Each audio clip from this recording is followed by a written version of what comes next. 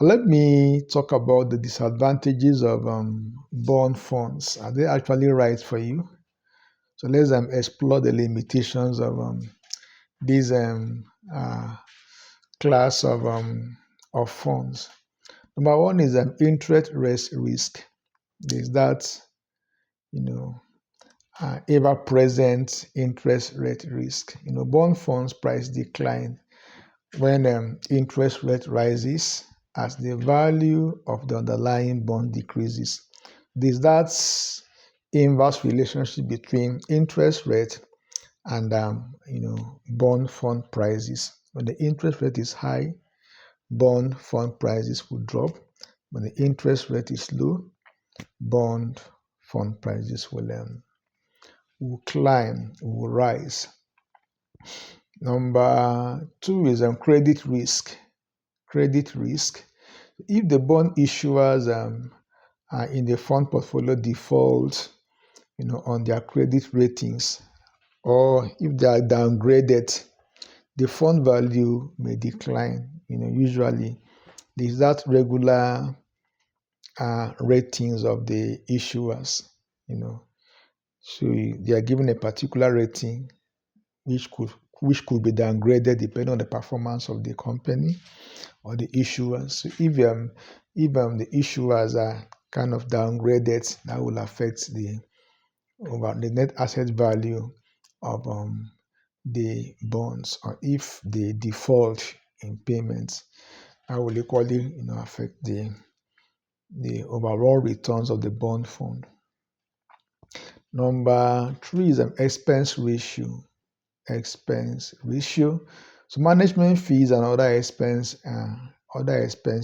reduces the overall returns of bond funds, especially in a low interest rate environment. They charge fees. The expense ratio is there. They don't manage these funds for free. So those fees they charge will eventually eat into the returns they provide at the end of the day. So expense ratio is a factor you must consider. You want to choose a bond fund, take time and shop around and consider, the expense ratio charged by, the individual, funds.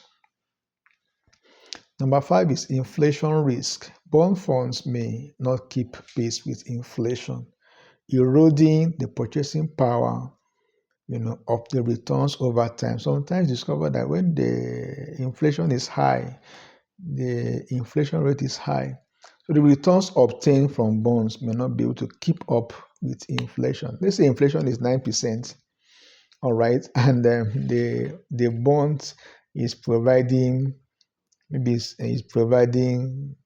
or 7% interest. You discover that it will not be able to meet up. You may not be able to meet up. It will affect your buying power. Number six is market volatility. Markets are volatility. Although less volatile than stocks, quite all right, they are not as volatile as stocks. Bond fund can still experience fluctuation in value due to changing market dynamics, market condition, market sentiment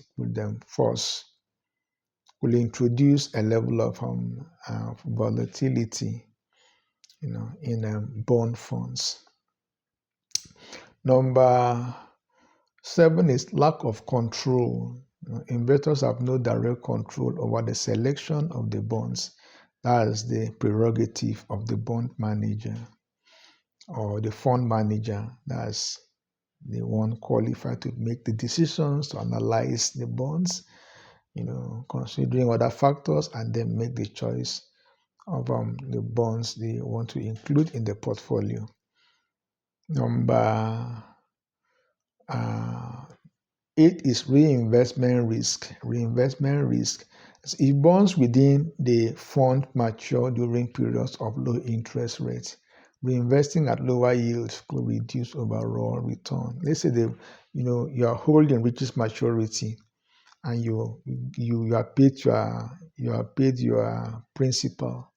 So you want to now reinvest in the bond fund at lower interest rate. That will really affect your overall returns. But if the market is up and you invest when the bond funds are doing very well, you could then reap kind of bountifully. But if not, that reinvestment risk is always present.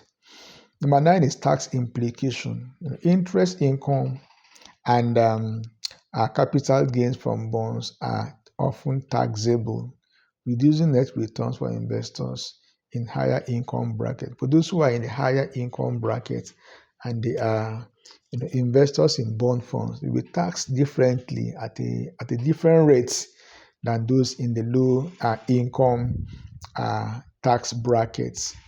And so the tax implication is something we should not ignore. Number 10 is liquidity risk in extreme conditions. The market could get into an extreme state. So in times of financial stress, bond funds may face liquidity issues, making it difficult to sell without incurring losses. In the case where the market is experiencing turmoil, so it will certainly affect your ability to dispose your units, in the bond fund you are invested in without securing or without incurring losses. Number 11 is there's no guaranteed returns. Bond funds do not offer guaranteed returns as the performance depends on market conditions and quality of the underlying bonds. There's no guarantee that we are going to pay you, so and so income. No, it depends on what comes in. If the constituent bonds in the portfolio, if they do very well, if they do quite well, then you stand to gain.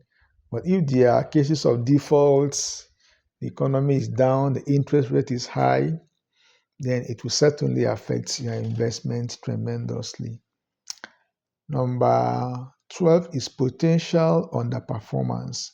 Potential underperformance. In this case, actively managed bond funds may underperform their benchmark if the fund manager's strategies do not succeed. It's a different thing to apply a strategy. It's a different thing for the strategy to succeed. If it succeeds, fine. Investors stand to get rewarded. They will gain.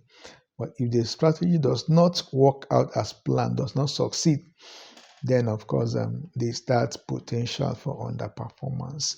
These advantages make it important to assess a bond fund risk, cost, and alignment with your financial goal before investing in them.